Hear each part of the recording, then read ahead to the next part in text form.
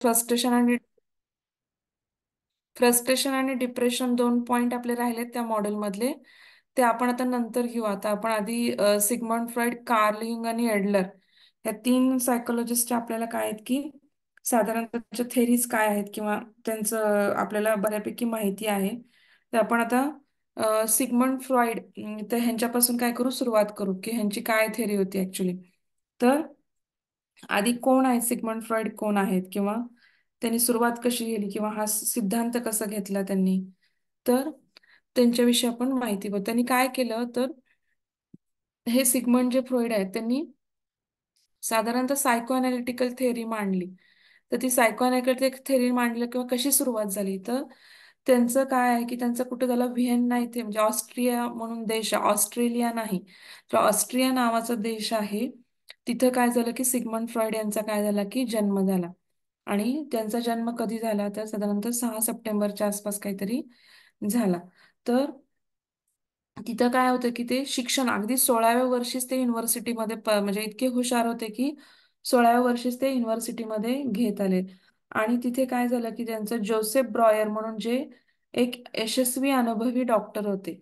आणि म्हणजे आधी काही मनोविश्लेषज्ञ वगैरे नव्हते सिग्मंड फ्रॉइड, तर ते काय करायचे की फक्त नर्व सिस्टीम किंवा न्यूरोलॉजिस्ट म्हणून किंवा असं ते अभ्यास घेत होते, शिक्षण घेत होते.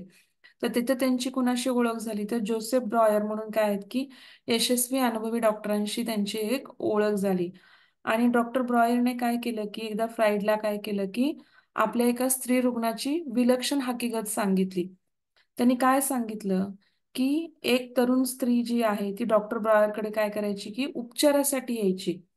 आणि तिचं काय झालं होतं की तिच्या वडिलांचं नुकतंच निधन झालं होतं. तुम्हाला मी ते अॅनाबे म्हणून ते उदाहरण आहे ऍक्च्युली तिचं. तर तिचं ते टोपण नाव आहे, तिचं प्रॉपर नाव वेगळं आहे. तर ती डॉक्टर ब्रॉयरकडे काय करायची, उपचारासाठी यायची का तिचं नुकतंच काय झालं होतं, वडिलांचं निधन झालं होतं. आणि त्यांच्या वडिलांच्या मृत्यूने काय होती, ती आजारी पडली होती. परंतु तिची आजाराची लक्षणं सगळी काय होती, विचित्र होती एकदम. म्हणजे काय व्हायचं, हातापायांची हालचाल करणं कठीण होतं, बोलताना त्रास व्हायचा, दृष्टी अंधुक व्हायची. हा, तसंच मग हे सिग्मंड फ्राईड पण काय होते की न्यूरोलॉजिस्ट होते. मग डॉक्टरांना हे न्यूरोलॉजिकल समजा कानामध्ये वेगळा आवाज येतोय किंवा अशी काही लक्षणं दिसायला लागली की ते काय करायचे की सिग्मंड फ्राईडकडे ते पेशंट पाठवायचे. तसंच ब्रायर म्हणून जे त्यांचे म्हणजे डॉक्टर ब्रायर जे होते त्यांनी सिग्मंड फ्रॉइडला त्यांच्याकडे जी येणारी पेशंट आहे तिचं वर्णन करून सांगत होते. तर ते डॉक्टर ब्रायर काय म्हणाले की ते काय करत की डॉक्टर ब्रायर हिप्नॉटिझमचा उपयोग करत त्यांच्या जे काही रुग्ण येतात त्यांना हिप्नोटाईज करत ते. आणि हिप्नोटाईज करत असताना काय व्हायचं की ती स्त्री काय करायची की जुन्या आठवणी सांगायची की वडिलांची शुश्रूषा करीत असताना तिला काय विचार, कुठले कुठले मनात विचार यायचे ते सांगे. आणि त्या इच्छा तिने दडपून टाकल्या होत्या, त्या उद्भवलेल्या इच्छा पूर्ण करणे शक्य नव्हते आणि तिला गिल्टी फिलिंग यायचं. म्हणजे माझे वडील आजारी आहेत आणि मला बाहेर साईडला पार्टी चालली आणि मला तिथे नाचायला जाऊ वाटतंय, खेळायला जाऊ वाटतंय, मग तिला ते गिल्टी फिलिंग यायचं की अपराधीपणाची भावना मनात यायची की माझे वडील इतके आजारी असताना मला असे विचार तरी कसे येतात किंवा मला विचार सुचतात तरी कसे. तर ती काय करायची, त्या इच्छा काय होत्या तिने दडपून टाकल्या होत्या. आणि त्याच्यामुळे काय होतं की तिला तिची लाज वाटायची. आणि मग त्यामुळे ती काय करायची की डॉक्टर ब्रायरशी बोलताना तिने हे सगळे विचार हिप्नोटायझेशन मध्ये बोलून दाखवले. आणि म्हणजे ते पुन्हा पुन्हा घडत असल्यासारखं ती त्याच्यामध्ये जाऊन सांगू लागली. आणि त्यामुळे काय वाटायला लागलं की तिला, ती जेव्हा ते सांगून त्यातून ती बाहेर येत असते तर तेव्हा ती नॉर्मल व्हायची पूर्णपणे आणि तिला बरं वाटू लागायचं. तर हे काय की हाच प्रकार काय व्हायला लागला की पुन्हा पुन्हा घडू लागला. म्हणजे मनात दडपून टाकलेले विचार जेव्हा हिप्नोटाईज करायचे तेव्हा ती रोगाची लक्षणं काय व्हायची की हळूहळू नाहीशी व्हायची, तेवढ्यापुरती ती नाहीशी व्हायची. आणि हे सगळं ऐकल्यावरती फ्राईडच्या मनामध्ये पण काय झालं की खूप खळबळ माजली. त्यांना त्याच्यासाठी हे सगळं काय होतं की नवीन होतं की. आणि त्या रुग्ण स्त्रीचं टोपण नाव काय होतं की अॅना ओ. अॅना ओ नाव होतं तिचं. आणि ती अॅना ओचं जे नाव आहे, तुम्हाला मागच्या वेळेस पण मी एकदा उदाहरण सांगितलं होतं. तर ती शुद्धीवर आली की तिला ह्या कुठल्याच गोष्टींची जाणीव नसायची आणि तिचे रोगाचे जे तिला जे अडचणी येत होत्या रोगामध्ये त्या पण सगळ्या काय व्हायच्या की बऱ्यापैकी कमी व्हायच्या. आणि हेच मग सिग्मंड फ्राईडला विचार करायला भाग पडलं. जेव्हा ब्रायरनी त्यांच्याशी हा विचार लक्षात आला, तेव्हा त्यांच्या लक्षात आलं की की आपले जे सर्व काही व्यवहार होत आहेत ते काही होतात की एक वेगळं मन असावं, एक जागृत मन असावं, आणि आपले विचार एका खाली खोलवर भागात जाऊन दडपलेले जे विचार आहेत, तर ते काय आहेत की जे जाणीवेच्या पलीकडचं मन आहे, किंवा त्याला आपण अनवध मन म्हणजे जाणीवपूर्वक जे आपलं जाणीवेचं मन आपलं आहे, त्याच्या पलीकडे पण एक मन असावं. त्याला त्यांनी काय नाव दिलं? अबोध मन असं नाव दिलं. म्हणजे जागृत मनात काय होतं की कधी कधी असे विचार येतात किंवा इच्छा उद्भवतात की त्या समाजाच्या दृष्टीने कशा असतात? निषिद्ध असतात, त्या चांगल्या नसतात, आणि त्याच्यामुळे काय होतात की त्या अबोध मनामध्ये जाऊन बसतात. आणि अबोध मनामध्ये, कारण आपण त्याचं दमन करतो, आपण नीतिमत्ता, समाज काय म्हणेल, लोक काय म्हणतील, समाजामध्ये वागण्याची बंधनं असतात, आणि मग ते आपल्या विचार किंवा आपल्या इच्छा अबोध मनामध्ये जाऊन बसतात, आणि त्या सरळ मार्गाने व्यक्त नाहीत होत, तर त्या वेड्यावाकड्या मार्गाने व्यक्त होतात. आणि मग कधी कधी कुणाला अंधत्व येतं, कुणाला शारीरिक व्याधीमध्ये रूपांतर होऊ शकतं, अतिरेकी चिंता वाटू शकते, भय वाटू शकतं, शारीरिक आणि मानसिक दोन्ही प्रकारच्या व्याधी काय होऊ शकतात त्याच्यामुळे, तर होऊ शकतात. तर हे पहिल्यांदा त्यांच्या लक्षात आलं की सिग्मंड फ्रॉइडच्या हे पहिल्यांदा लक्षात आलं. आणि म्हणजे त्यांचं असं म्हणणं होतं की हे सगळं जेव्हा त्यांच्या लक्षात आलं, त्यांना पहिल्यांदा हे माहीतच नव्हतं. म्हणजे हे जेव्हा ब्रायरनी जेव्हा सांगितलं की हिप्नोटाईज करून ही गोष्ट करतोय आपण, तेव्हा त्यांनी काय केलं की त्यांनी पण आपल्या पेशंटवरती काय करायला चालू केलं की हिप्नोटिझमचा वापर करायला चालू केला. आणि हिप्नोटिझमचा वापर करायला चालू केल्यानंतर पण त्यांच्या एक लक्षात आलं की हे तात्पुरतं बरं होतंय. हे काय होत नाही? पूर्णपणे बरं होत नाही. तो आजार जो आहे, रोगांची लक्षणं ही तात्पुरती बरी होत आहेत. तर ही सारखी पूर्णपणे बरी होत नाहीत. तर मग त्यांनी काय केलं की ह्याला कॅथरायझेशन नाव दिलं गेलं, विरेचन असं नाव दिलं गेलं. की काय, आपण हे जे काही बोलतोय, म्हणजे व्यक्त करतोय भावना, तर हे मनातील अबोध मनातील भावना व्यक्त करतो, आणि मग किंवा टॉक, सेल्फ टॉक असं म्हणू शकतो आपण, की ह्याला सेल्फ टॉक असं पण म्हणू शकतो. मग सिग्मंड फ्रॉइडनी काय केलं की त्यांच्या लक्षात आलं की प्रत्येक वेळेस हिप्नोटाईज करायला पाहिजे असंच नाही, तर आपल्याला साधारणतः त्यांच्या लक्षात आलं की हिप्नोटाईज न करता पण आपण, म्हणजे कारण प्रत्येक वेळेस हिप्नोटिझमची थेअरी वापरून आपण जेव्हा पेशंटला, तेव्हा सगळ्या भावना त्यांच्या व्यक्त होत नाहीत असं त्यांना वाटलं. आणि मग त्यांनी स्वतःची थेअरी, कारण किती पण बघितलं तरी ते रोगाचं काय व्हायचं, परत परत हे विरेचन करायला लागायचं, आणि ह्याच्या अडचणी मर्यादा काय यायच्या की ती व्यक्ती, ती ज्याच्याशी बोलतीये, तर ब्रायरच्या लक्षात आलं की ब्रायरच्या प्रेमात पडायला लागली ती व्यक्ती, ती आनाओ जी होती ती, कारण ती ऍक्च्युली त्या व्यक्तीच्या प्रेमात नसायची, तर ती त्या व्यक्तीला, त्या व्यक्तीमध्ये कोरिलेट, ती ज्याच्यावर प्रेम करायची त्या व्यक्तीमध्ये त्या व्यक्तीला कोरिलेट करायची. आणि असं अवघड होतं की, पण असं ब्रायरला वाटायचं, म्हणून ब्रायरनी काय केलं की त्याचा पेशंट सिग्मंड फ्रॉइडकडे रेफर केला. म्हणजे की बाबा ती आपल्यामध्ये गुंतत चालली आहे. हे जेव्हा ब्रायरला लक्षात आलं की बाबा हे अवघड आहे प्रकरण, आणि आपण ह्याला हँडल नाही करू शकत, टॅकल नाही करू शकत, तेव्हा त्यांनी ही सगळी थेअरी काय केली, सिग्मंड फ्राईडकडे. सिग्मंड फ्राईडला पण हाच अनुभव आला. त्यांना बऱ्याच पेशंटकडून असा अनुभव आला की पेशंट जेव्हा त्याच्या भावना गुंतत, तेव्हा तो आपल्याकडे गुंतत गुंतत जातो.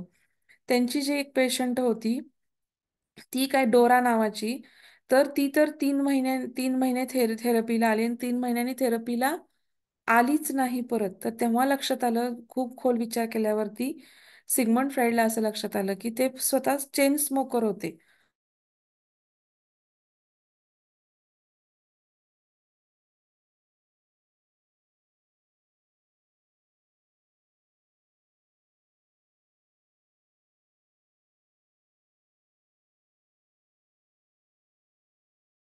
आवाज येत नाहीये ना सुवर्णा मॅडम?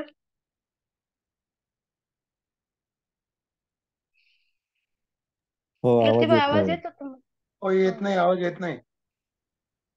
आवाज गेलाय की आपण बघितलं की त्यांनी, मग त्यांच्या लक्षात आलं की हे हिप्नॉटिझम काही फारसं उपयोगाचं नाही, तर इथं आपल्याला आपली काहीतरी नवीन थेअरी चालू करावी लागणार आहे. आणि मग त्याच्यातून त्यांनी खूप अभ्यास केल्यानंतर त्याच्यातून त्यांनी ही नवीन थेअरी सोडून केली की सायको अनालिटिक थेअरी, किंवा सायकोअनालिटिक थेअरी ऑफ पर्सनॅलिटी. मग त्याच्यामध्ये त्यांनी काय उल्लेख केला पहिल्यांदा, त्यांच्या मते काय होतं की सिगमंड फ्रॉइडच्या मते की त्यांचं म्हणणं, त्यांचं मेन प्रिन्सिपल काय होतं की आपलं जे लहानपण आहे 5 वर्षापर्यंतचं, हे सगळ्यात मोस्ट इम्पॉर्टंट किंवा महत्वाचं आहे. ह्याच्यामध्ये काय तयार होतं की आपले बेसिक जे काही संस्कार किंवा आपले कॅरेक्टर्स जे काही आहेत ते सगळे, किंवा आपली मनाची जडणघडण किंवा आपल्या जाणीवा, म्हणजे आपल्या भीतीच म्हणजे आपल्या भीती किंवा आपल्याला कसं अपरिंगिंग केलं जातं आपलं, ते 5 वर्षापर्यंत सगळ्यात जास्त महत्वाचं आहे. कारण ह्याचा परिणाम आपल्या पुढच्या लाईफमध्ये खूप प्रमाणात राहतो. त्याच्यानंतर त्यांचं काय म्हणणं होतं की मनाच्या अवस्था केल्या त्यांनी. मनाच्या अवस्था काय केल्या की त्यांनी एक तर त्यांनी काय केलं की सर्वात म्हणजे त्यांचं असं म्हणणं होतं की मन 3 विभागात किंवा 3 कप्प्यात विभागलेलं आहे. त्यांनी हे जे काही अभ्यास केला रुग्णांच्या वरती, कारण त्यांच्याकडे काय व्हायचं की ते न्यूरोलॉजिस्ट असल्यामुळं जे काही पेशंट न्यूरोलॉजिकल प्रॉब्लेम असलेले किंवा डिस्टर्बन्स असतील ते त्यांच्याकडे यायचे.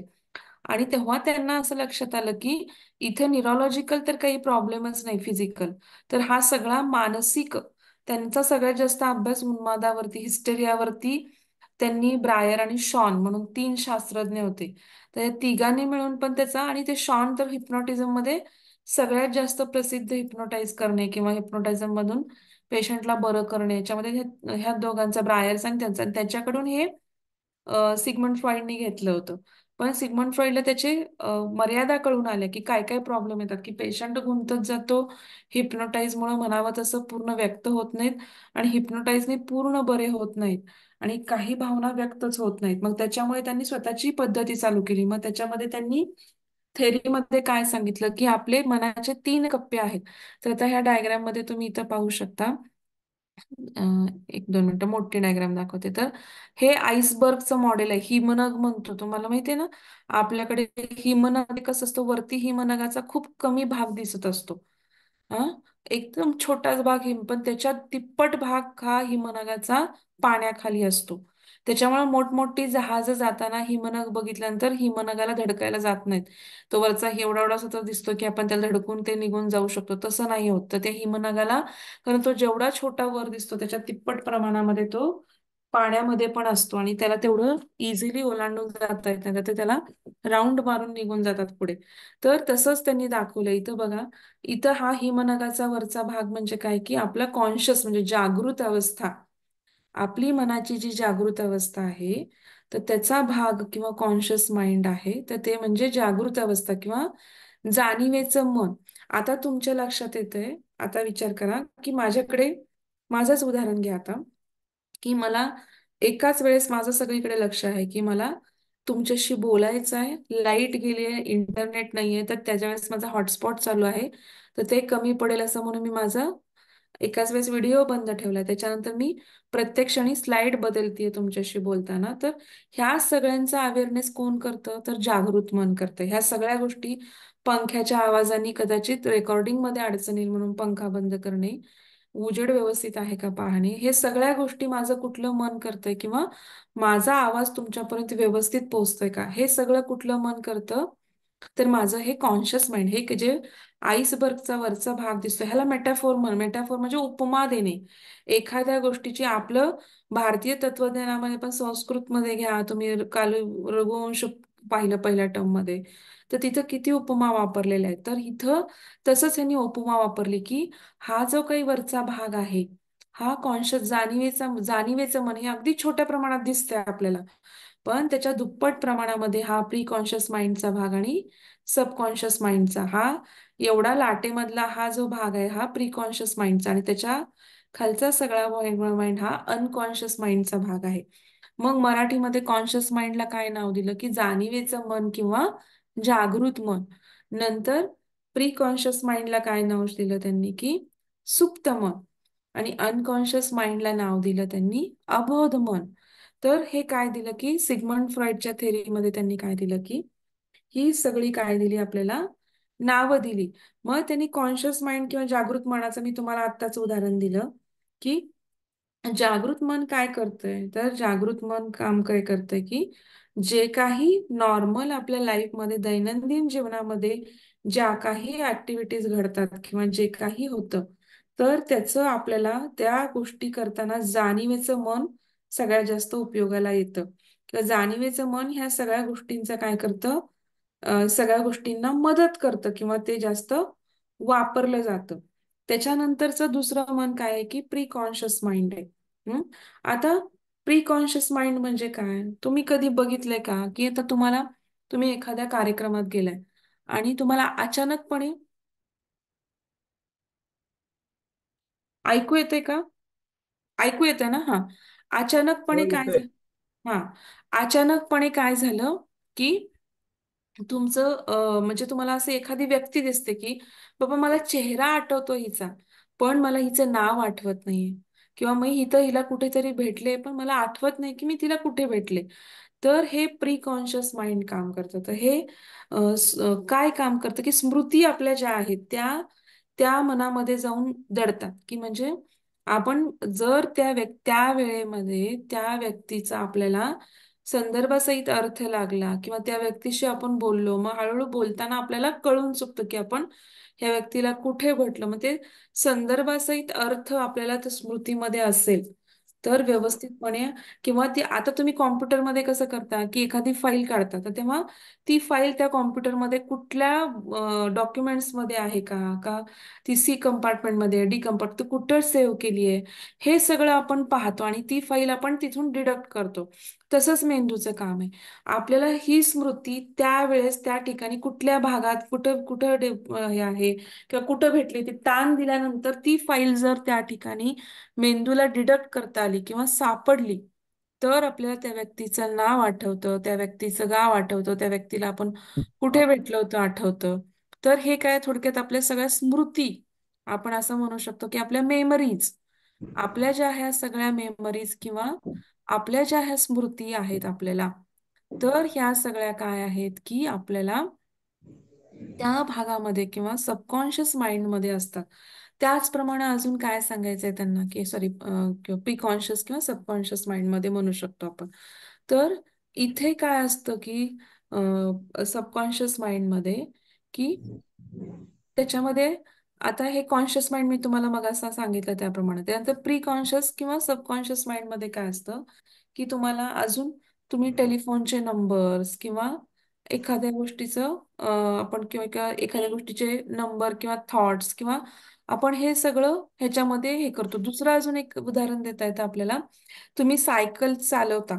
तुम्ही पहिल्यांदा सायकल चालवताना शिकता किंवा कार चालवायला शिकता त्यावेळेस तुमचं पूर्ण लक्ष गेअर कुठे आहे, ब्रेक कुठे आहे, ऍक्सिलेटर कुठे आहे, ह्या कार शिकताना या गोष्टींकडे तुमचं कम्प्लीट लक्ष असतं. रोडवरती माझी गाडी तेवढ्यात बसेल का, स्पीड कमी असतो, वेळ जास्त लागतो, प्रत्येक गोष्ट बदलायला किंवा भीती वाटते. तर ह्या सगळ्या गोष्टी काय असतात पहिल्यांदा आपल्याला चालवताना वाटतात. पण तेच तुमचा सराव झाला, तुमचं प्रॅक्टिस झाली, तर तुम्ही प्रत्येक वेळेस गाडी चालवताना 2-2, 3-3 कामं करता. हेडफोन घालून तुम्ही फोनवरती कुणाशी तरी बोलत असता, त्याच वेळेस गेअर बदलत असता, त्याच वेळेस पुढच्या रोडवर लक्ष असतं तुमचं, त्याच वेळेस गाणं पण चालू असतं गाडीमध्ये. त्याच वेळेस मध्ये-मध्ये तुम्हाला लहान मुलगा जर एखादा त्रास देत असेल, काहीतरी विचारत असेल, तर त्याला शांत बस म्हणून तुम्ही सांगता. तर एवढ्या सगळ्या गोष्टी तुम्ही एकाच वेळी का करू शकता? तर ह्या प्री कॉन्शियस किंवा सबकॉन्शियस माइंडमध्ये काय असतं, की ही गाडी चालवण्याची प्रक्रिया जाऊन तिथं स्टोअर होते. तुम्ही जर स्विमिंग शिकलात आणि बरेच वर्ष स्विमिंगला गेला नाहीत, तर तुमचं स्विमिंग किंवा पोहणं विसरतं का? नाही.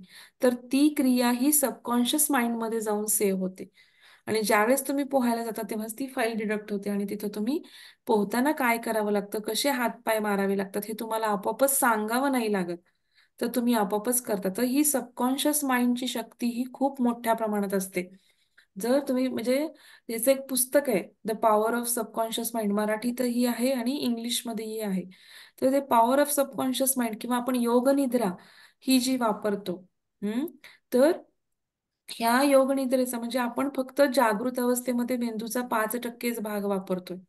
हे जेव्हा सबकॉन्शियस माइंडमध्ये आपण जेव्हा अफर्मेशन्स टाकतो किंवा योगनिद्रेमध्ये तेव्हा 95 ते 97% भाग ह्याचा सबकॉन्शियस माइंडचा असतो. तो काय करू शकतो आपण ऍक्टिव्हेट केला तर तेवढा ब्रेनचा भाग पण आपल्याला काय होतं, आपल्याला बऱ्याच गोष्टी ह्या हे होतात. तर पतंजली योगसूत्रामध्ये पण आपण पाहतो की विभूतिपादामध्ये बऱ्याच अनिमा, महिमा, गरिमा ह्या आपल्याला ज्या सिद्धी आहेत, तर ह्या कशामुळे मिळतात किंवा कशामुळे ह्या प्राप्त होतात, ह्याला असं सायंटिफिक बेस आहे.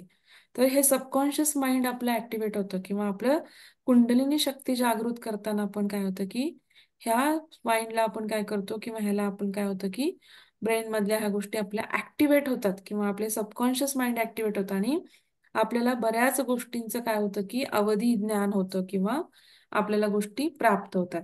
आता हे आपलं सुप्त मन किंवा सबकॉन्शियस माइंड पाहिलं. आता जागृत मन काय करतं तुम्हाला पाहिलं, मी तुम्हाला सांगितलं की आपण तुम्ही आता हे नोट्स काढताय, माझा आवाज आवाज ऐकताय किंवा बोलताय, हे सगळं जागृत मन करतंय आणि मेमरीमध्ये नेऊन ठेवतंय किंवा सबकॉन्शियस माइंडला जातं ते सुप्त मनामध्ये ह्याची मेमरी राहते. हे तुम्ही अभ्यास करून करून करून काय होणार की तुमचं ते सुप्त मनामध्ये जाणार. आणि आता अनकॉन्शियस माइंड किंवा अबोध मन हे सगळ्यात आता सबकॉन्शियस माइंड वरती पण थोड्या प्रमाणात आपला कंट्रोल असतो. जागृत मनावरती पण आपला थोड्या प्रमाणात कंट्रोल असतो, परंतु अनकॉन्शियस माइंड वरती आपला कसलाही कंट्रोल नसतो. अबोध मन हे त्यामुळं हे सिग्मंड फ्रॉइडने जगाला दिलेल्या थेअरीमधलं सगळ्यात महत्वाची गोष्ट आहे की हे जे अबोध मन आहे, तर ते अबोध मन म्हणजे काय आहे की ह्याच्यावरती मनाचा कसलाच कंट्रोल राहत नाही. तर ह्याच्यामध्ये काय होतं की तुम्ही सामाजिक भीतीपायी किंवा नैतिक बंधनापायी काही गोष्टी तुम्ही काय करता, अ, अ, present किंवा काही गोष्टी आता तुमचा समजा कोणी अपमान केला, एक उदाहरण घ्या, म्हणजे आपला कोणीतरी अपमान केला, तर अपमान केला तर आपण काय करतो की अ, खूप वेळ ते जागृत अवस्थेत मनात साठवून ठेवतो का की माझा अपमान झालाय, माझा अपमान झालाय, माझा अपमान झालाय, नाही. ती अपमानास्पद गोष्ट किंवा अपमान गोष्ट काय होते आपली अबोध मनामध्ये जाऊन लपते. ती काही कॉन्शियस मनामध्ये नाही राहत, ती अनकॉन्शियस माइंड मध्ये जाते, अबोध मनामध्ये. कारण का, तर आपण प्रत्येक वेळेस अशा ज्या अनप्लिजंट किंवा दुःखदायक किंवा आनंददायक ज्या गोष्टी, आता भूतकाळात घडलेल्या वाईट गोष्टी, कुणी केलेली फसवणूक असू दे, कुणी केलेला अपमान असू दे, कुणी आपल्याला मत्सर केलाय, तिरस्कार केलाय, कुणी आपल्याला शब्दांनी दुखवलंय किंवा आपल्या काही मानसिक इच्छा आहेत ज्या लैंगिक इच्छा असू दे. काय झालं, काय अडचण आहे का? नाही नाही. हा. आपल्या ज्या लैंगिक इच्छा इच्छा आहेत त्यांचं आपण दमन केलंय किंवा त्या वासना किंवा आपल्या लैंगिक इच्छा ह्या सगळ्या काय आहेत की अम, आबोध मनामध्ये जाऊन किंवा त्याला काही समाजाचं बंधन आहे, आपण इथं समाजामध्ये त्या गोष्टी घेऊन आपण नाही, तर त्यामुळे आपण म्हणतो की सगळ्यांनी काहीतरी थोड्या प्रमाणात काय आहेत की मुखवटे वापरलेले आहेत. तर ह्याच्यामध्ये काय होतं की ह्या अबोध मनामध्ये ह्या भावना काय होतात की जाऊन बसतात. पण ह्या अबोध मनातल्या भावना आपल्या आयुष्याला हॅम्पर करतात का किंवा त्रास देतात का, तर हो. ह्या अनकॉन्शियस किंवा अबोध मनातल्या भावना कधी कधी आपल्या वर्तनांमध्ये किंवा आपल्या थॉटमध्ये, विचारांमध्ये किंवा मानसिक विकृती उत्पन्न करू शकतात किंवा शारीरिक विकृती उत्पन्न करू शकतात किंवा आपल्या वर्तनांमध्ये अनेक बदल घडवून येऊ शकतात. म्हणजे आपण त्या अॅना ओचं उदाहरण बघितलं होतं. तर ती अॅना ओचं उदाहरणामध्येच आपण काय बघितलं की तिच्या वडिलांचं आजारपण पाहिलं.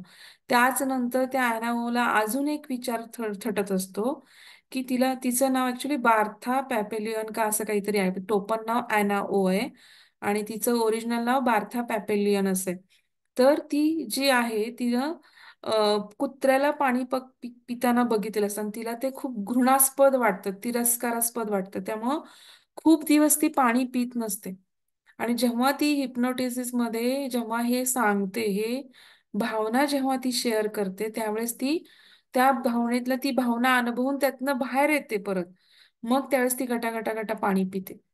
तर हे लक्षात आलं की ह्या अबोध मनातील भावनांचा जेव्हा निचरा होतो किंवा तर ह्या गोष्टी आपण परत तेव्हा अनुभवतो निचरा करताना किंवा त्या परत आपण अनुभवून घेतो.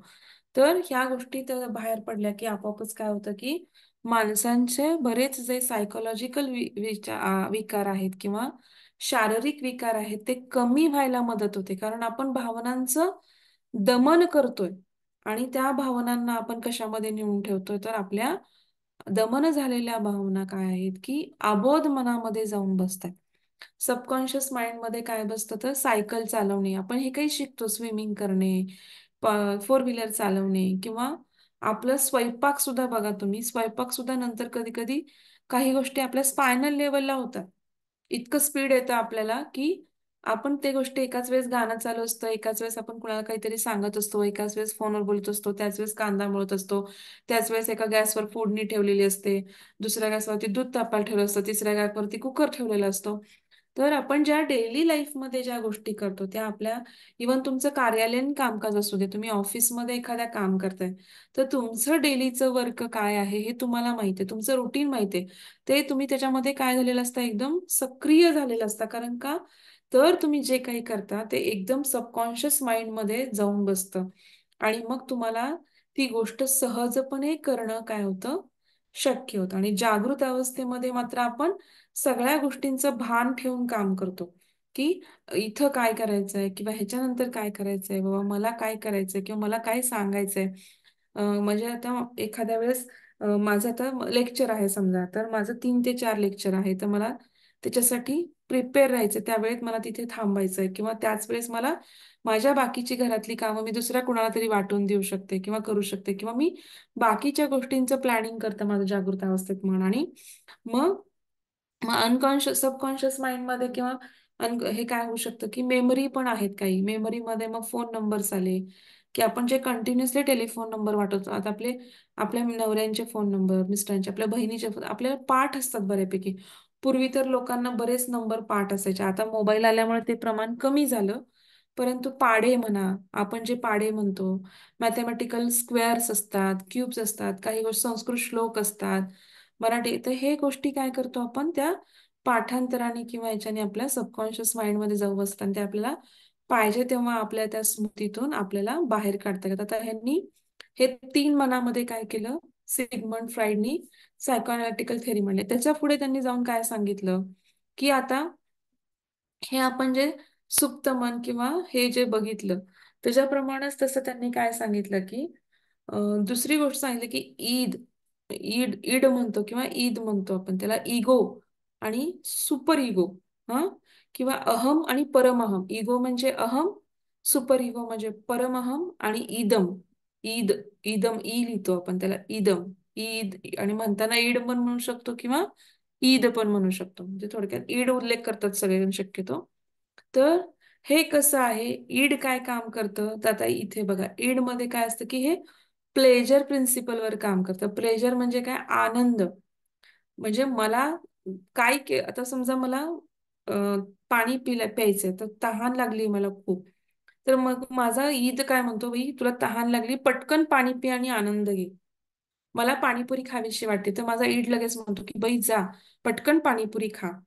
कधी कधी तुम्ही विचार करा, आता वर्गामध्ये 2 विद्यार्थिनी आहेत, तर पुढे टीचर शिकवत आहेत आणि शीला आणि सविता नावाच्या 2 विद्यार्थिनी. तर शीलाला काय झालं, की अचानक काय लागली, भूक लागली, आणि तिचा ब्रेक हा, हे लेक्चर संपल्यानंतर जेवणाचा ब्रेक आहे, परंतु तिला इतकी भूक लागली, इतकी भूक लागली, मग तिचा ईद काय म्हणतो, हळूच डबा उघड खाली आणि खायला चालू कर.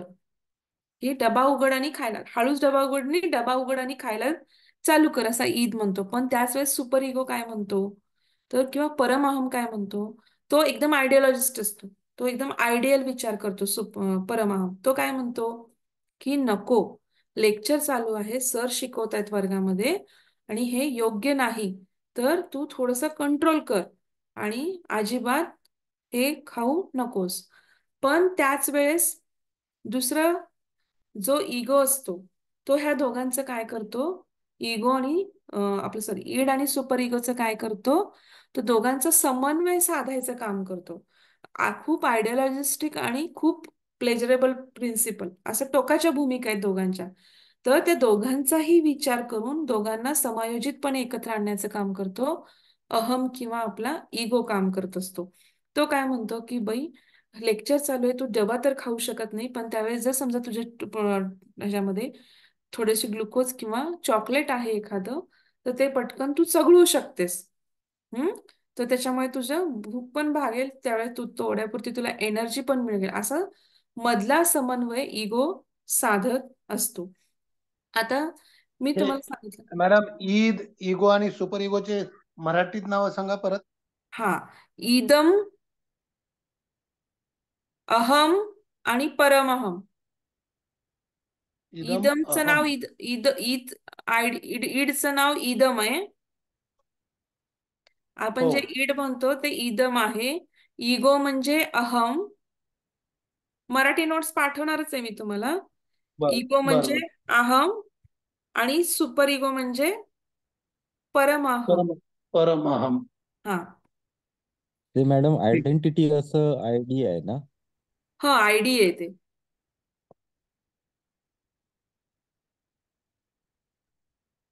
म्हणजे इथे तुमच्या लक्षात आलं का की जो ईद आहे तो नेहमी मला काय हवंय, मला I want I want I want म्हणत असतो. म्हणजे मला हे पाहिजे, मला हे पाहिजे. प्लेजर असतं. प्लेजर प्रिन्सिपल म्हणजे शरीराला आणि मनाला आनंद मिळवून द्यायचं काम काय करतो ईद. म्हणजे मला टीव्ही बघू वाटला की मी पटकन जाऊन टीव्ही पाहणार, किंवा मला पिक्चरला जाऊ वाटलं मी लगेच, पाणीपुरी भेळ खाऊ वाटली मी लगेच जाणार, मला तहान लागली मी लगेच पाणी पिणार.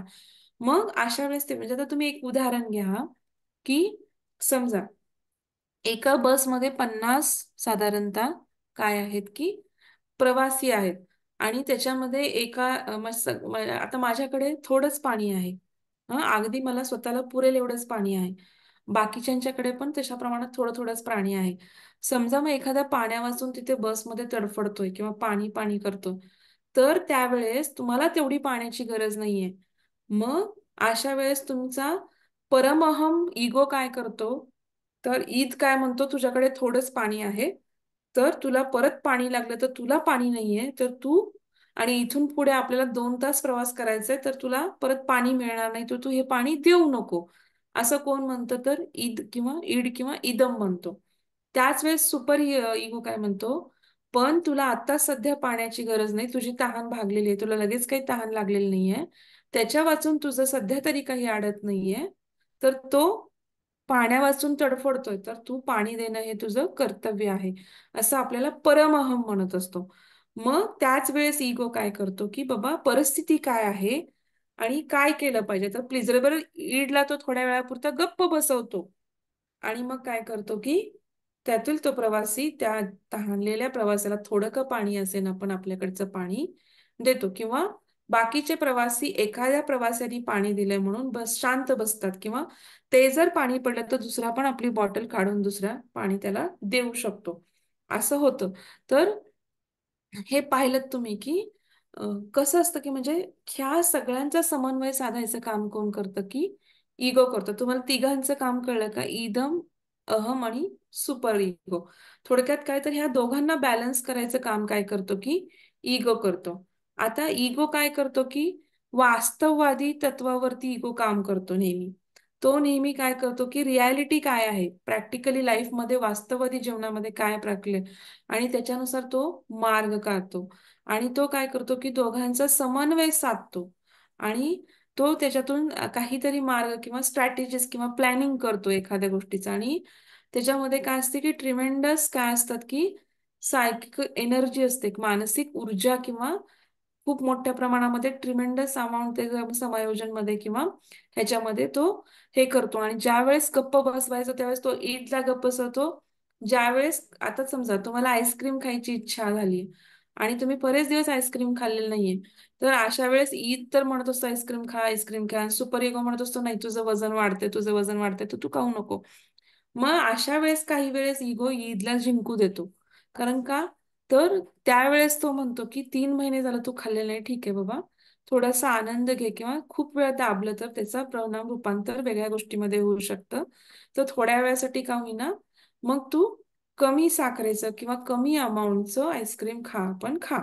मग अशा वेळेस तो त्याला ईदला काय करू शकतो, त्याची प्लेजरेबल किंवा त्याचा आनंद घ्यायला पण मदत करतो. मग तो प्रत्येक गोष्टीचा रियालिटी काय आहे, रियालिटीचा चेक काय आहे, परिस्थिती काय आहे, ईदला काय वाटतंय, परमहमला काय वाटतंय, त्या दोघांचा आढावा घेऊन त्या परिस्थितीला अनुकूल निर्णय घेण्याचं काम काय करतो की पूर्णपणे तो काय करतो, अहम किंवा सुपर इगो, हे सॉरी, इगो काय करतो, त्याचं काय करतो, काम करतो.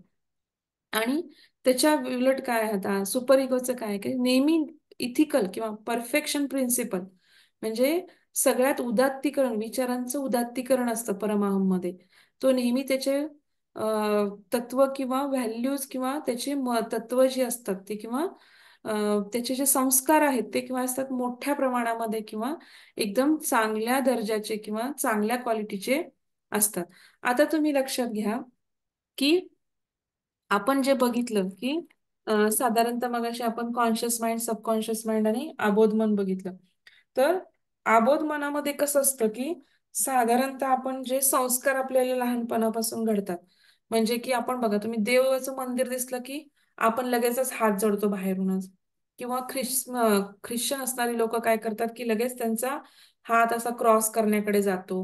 नंतर जी मुसलमान लोक आहेत ती नमाज किंवा कुराण चालू झालं की त्यांचं ते आवाज आला की ते डोक्यावरून काय करतात की हे घेतात, ओढणी किंवा काही पदर असेल तो घेतात लगेचच ते, किंवा टोपी घालतात लगेचच. असं हे प्रत्येकाचं कसं असतं. इव्हन राजस्थान मधल्या बायका बघा की मारवाडी बायका, की ते मोठ्या मोठ्या त्यांना पल्लू घेतात. तर हे आबोध मनामध्ये बसलेलेच असते. हे संस्कार जे काही आहेत जे ठराविक, ते तुमच्या नकळतपणे तुम्ही करता.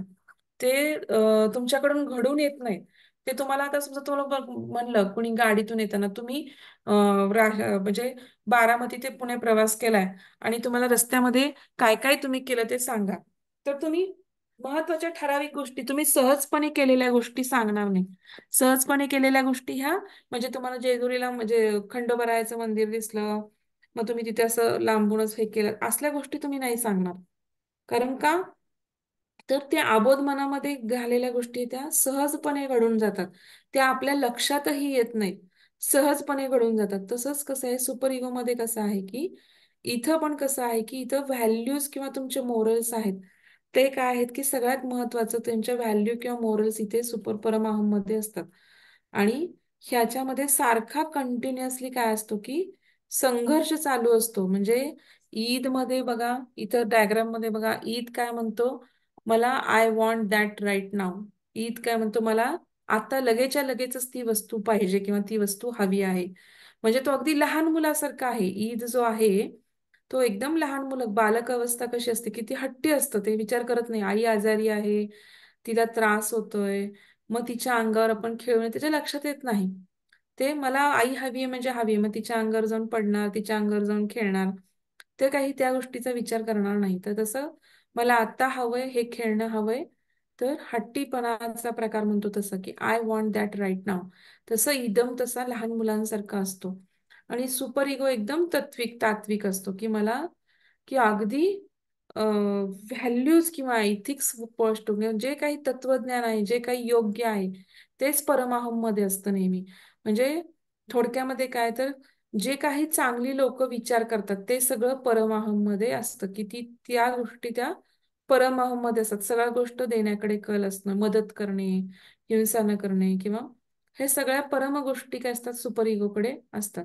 त्याच्यानंतर इगो काय करतो किंवा अहम काय करतो, ह्या दोघांचा विचार करतो आणि म्हणतो की मी फिगर आउट करतो की बाबा परिस्थिती काय आहे, आता कुणाला महत्व दिलं पाहिजे आणि काय केलं पाहिजे, हे आपण काय करायचं की लेट्स फिगर आउट म्हणतो की आपण बघू आणि आपण एकत्र काम करू. म्हणजे ह्याच्यामध्ये असा अर्थ नाही की ईद एकदमच वाईट आहे, सुपर इगो एकदमच चांगला आहे, असा अर्थ होत नाही.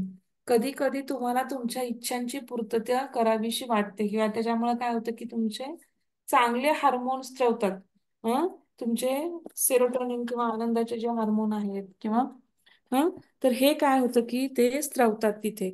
मग प्लेजरेबल प्रिन्सिपल पण आवश्यक आहे, सुपर इगो प्रिन्सिपल पण आवश्यक आहे आणि इगोचं दोघांचं समायोजन करणं पण आवश्यक आहे. तर हे तिन्ही पण महत्वाचे आहेत. त्याचा अर्थ असा नाही की एकदम वाईट आहे आणि सुपर इगो एकदम चांगला आहे, असा त्याचा अर्थ होत नाही. तर ह्याच्यामध्ये कसं होतं की इदम पण चांगला आहे, सुपर इगो पण चांगला आहे आणि इगो पण चांगला आहे. तर तिन्ही गोष्टी काय आहेत, चांगल्या आहेत. कारण तिन्ही गोष्टींना तेवढंच महत्व आहे. तिन्ही गोष्टी काय आहेत की एकमेकावरती अवलंबून आहेत. एकाच गोष्टीला आपण काय करू शकत नाही, मदत करू शकत नाही किंवा एकाच गोष्टीला महत्व देऊ शकत नाही.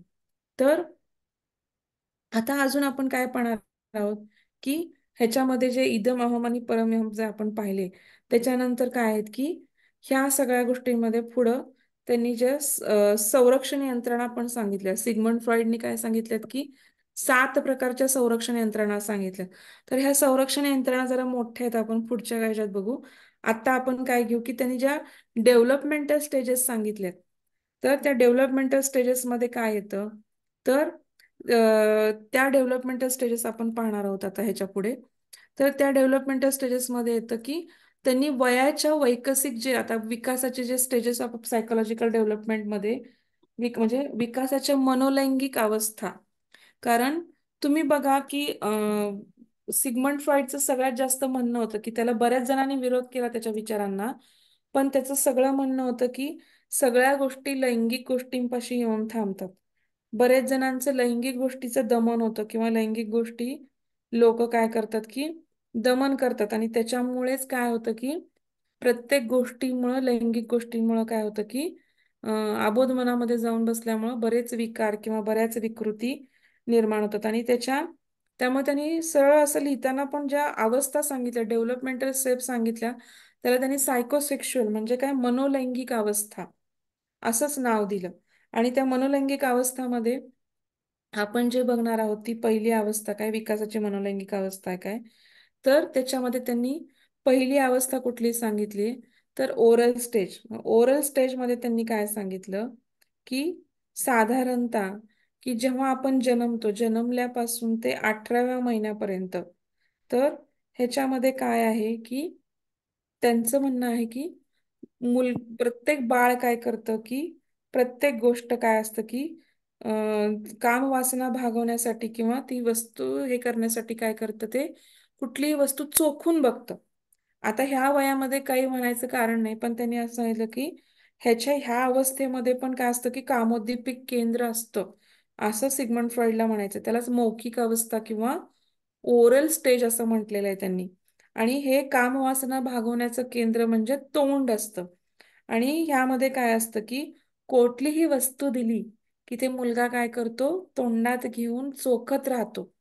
आणि त्यावरती काय होतं की ही कामवासनेची तृप्ती काय करतं, ती वस्तू चोखून ते मूल किंवा करतं. आणि ह्याच्यामुळे त्याला ते सुख मिळतं किंवा त्याच्या इदमला, प्लिजरेबल प्रिन्सिपलला आनंद मिळत असतो.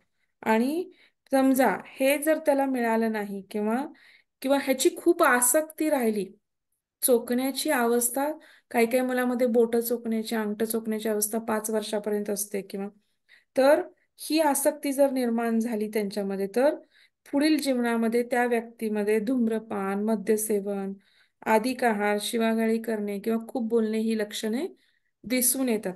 समजा तुमची वयानुसार, डेव्हलपमेंटल स्टेजनुसार 18 महिन्यापर्यंत ही अवस्था राहिली तर ठीक आहे, परंतु समजा 18 महिन्याच्या पुढे जर ही अवस्था राहिली, तर मात्र तुमच्यामध्ये ही लक्षणे दिसून येतात, असं सिग्मंड फ्राईडचं नाव आहे. नंतर काय आहे की फ्राईडवरती त्यामुळे काय झालं की सगळ्यात जास्त टीका झाली याच्यामुळं, की त्यांचं असं म्हणणं आहे की प्रौढ अवस्थेमध्ये पासून किंवा शरीराच्या विविध भागातून काय होते की इदम शक्ती काय करत असते, बाहेर पडण्याचा प्रयत्न करत असते. आणि तिलाच फ्राईडनी कामशक्ती असं नाव दिलं किंवा लिबिडो असं नाव दिलं. आणि सर्व कार्यांच्या मागे हीच शक्ती असते असं त्यांनी मांडलं. आणि ही शक्ती जर व्यवस्थित प्रमाणात किंवा उचित प्रमाणात जर खर्चित झाली नाही, तर आपल्याला त्या गोष्टीमध्ये आसक्ती निर्माण होते आणि व्यक्तीचा विकास किंवा डेव्हलपमेंट खुंटते आणि मानसिक विकृती निर्माण होतात. आणि मानसिक विकृतींना ही लिबिडो किंवा ही लैंगिक अवस्थाच कारणीभूत असते. जर ही खर्च झाली नाही आसक्ती किंवा बंद झाली नाही, तर बऱ्याच गोष्टी किंवा विकृती निर्माण होतात, असं त्यांना सांगायचं आहे. त्यामुळे बराच टीका झाली त्याच्यावरती, त्याला खूप वेडावाकडं बोललं गेलं, परंतु सिग्मंड फ्राईडनी आपली ही थेअरी पूर्णपणे मांडलीच. तरी पण आता ही ओरल स्टेज बघितली की आपण ह्याच्यामध्ये काय बघितलं ते मी तुम्हाला मगाशी सांगितलं की सगळ्यात मुख्य इथे ओरल म्हणजे माउथला सगळ्यात मुख्य महत्व दिलं गेलं. आणि इथून आपण आनंद, चोखण्याचा आनंद मिळवतो. परंतु ही आसक्ती जर आपली ही विनिंग प्रोसेस आहे, म्हणजे चोखण्याची क्रिया 18 महिन्यानंतर बंद नाही झाली, विनिंग नाही झाली, जर ती तशीच राहिली, तर त्यांचं म्हणणं आहे की ह्याच्यामध्ये पुढे जाऊन काय होतं की मद्यपान करणं, अति प्रमाणात खाणं, स्मोकिंग करणं, नख कुरतडणं, थम्सअप करणं, ह्या गोष्टी काय होतात की डेव्हलप होतात. दुसरी अवस्था काय आहे की अजून त्यांनी काय सांगितलं की ओरल स्टेजमध्ये की ह्याच्यामध्ये काय होतात की बरेच मुलं काय होतात की जर ह्याच्यामध्ये निग्लेक्टेड झाले किंवा त्यांची ही अवस्था फुलफिल नाही झाली, तर ते काय होतात की नंतर काय होतात त्यांच्यामध्ये अनेक मानसिक विकृती किंवा बऱ्याच प्रॉब्लेम्स काय होतात की इंडिपेंडंट होत नाहीत, ते म्हणजे डिपेंडंट राहतात, इंडिपेंडंट किंवा मॅच्युरिटी कमी येते त्यांच्यामध्ये, असं त्यांना सांगायचं आहे. किंवा ओव्हर प्रोटेक्टेड चाइल्ड असतात किंवा मग त्याच्यामध्ये मॅच्युरेशन कमी होतं. ह्यामुळं काय करतात किंवा खूप टॉकेटिव्ह किंवा बडबड करतात. ह्या सगळ्या गोष्टी त्याच्यामध्ये डेव्हलप होतात. आता दुसरी गोष्ट आहे ती गुदावस्था किंवा ॲनल स्टेज म्हणतो आपण. ही कधी असते तर साधारणतः आता 18 महिने म्हणजे 1.5 वर्ष झालं साधारणतः. तर 1.5 वर्ष ते 3 वर्ष म्हणजे 18 महिन्यापासून ते 3 वर्ष ही गुदावस्था किंवा ॲनल स्टेज असं असते. तर त्या ॲनल स्टेजमध्ये तुम्ही काय पाहता, तर ही अवस्था सगळ्यात पहिल्यांदा काय 1.5 वर्ष ते 3 वर्ष असते.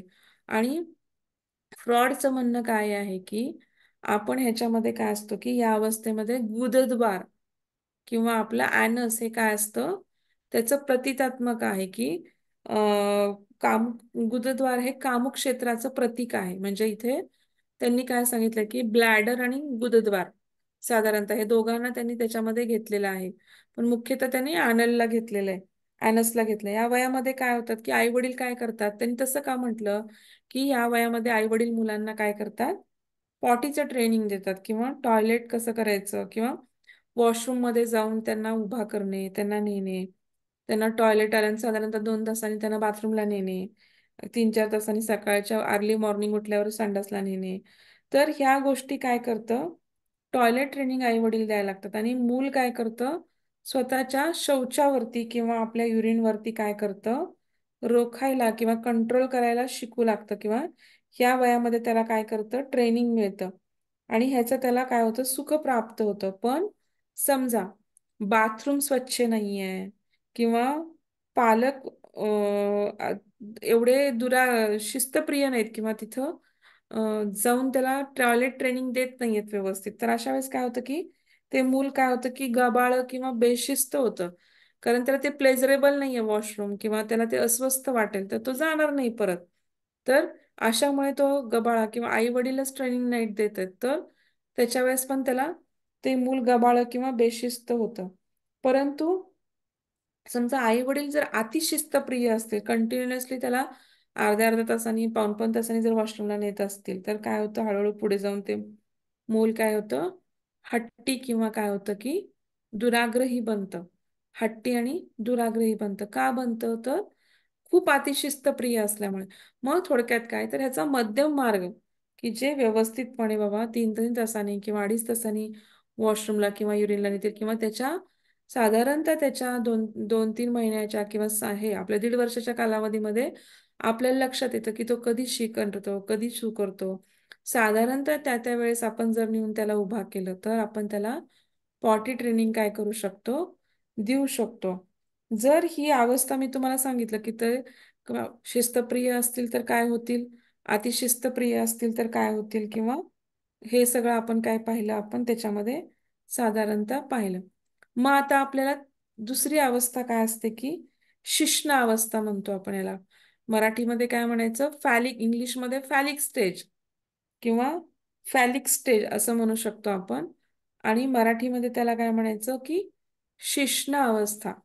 तर ही अवस्था कशी असते की 3 ते 6 वर्षापर्यंतची अवस्था असते. ह्याच्यामध्ये काय होतं की प्रायमरी फोकस काय असतो, ह्यामध्ये जननेंद्रिय हा महत्वाचा कामोद्दीपक क्षेत्र असतं याच्यामध्ये.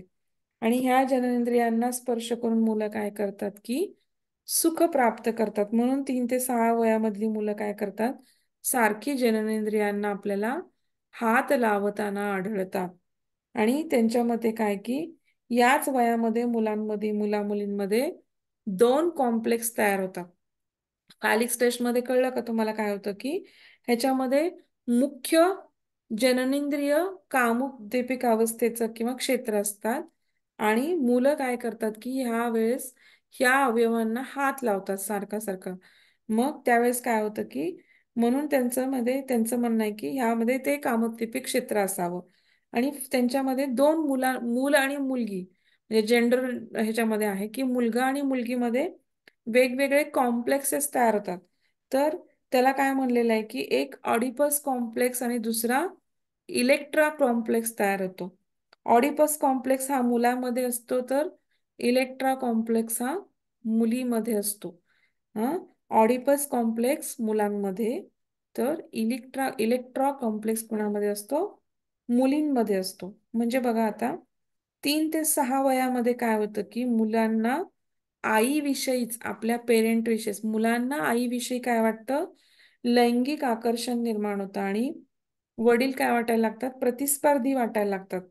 बघा आता तुम्ही विचार करा की वडील डॉमिनंट असतात घरामध्ये आणि आईवरती ते कंट्रोलमध्ये असतात. म्हणजे आईला ते आई किंवा म्हणजे वडिलांचं कसं असतं स्वत्वाची भावना असते आईवरती आणि त्यामुळे मुलांना काय वाटतं की त्या वयामध्ये त्या मुलाला आईविषयी आकर्षण निर्माण होतं की म्हणजे त्याच्या आयुष्यातील पहिली स्त्री आहे. आई म्हणजे काय आहे? पहिली स्त्री आहे त्याच्या आयुष्यातली ती आणि तिच्याबद्दल त्याला आकर्षण किंवा अट्रॅक्शन निर्माण होतं आणि मग अशा वेळेस काय होतं की वडील तिच्याशी बोलायला लागले, वडील तिला घेऊन जायला लागले तर त्याला काय होतं की प्रतिस्पर्धी वाटायला लागतात, राग यायला लागतो त्याला पण आणि तिरस्कारांची पण वडिलांविषयी भावना निर्माण होते की पण तो काही करू शकत नाही कारण का वडील डॉमिनंट असतात त्यामुळे तो फारसा काही बोलू शकत नाही. परंतु तेच काय होतं की मग ह्यालाच काय म्हटलेलं ऑडिपस कॉम्प्लेक्स असं म्हणलेलं आहे.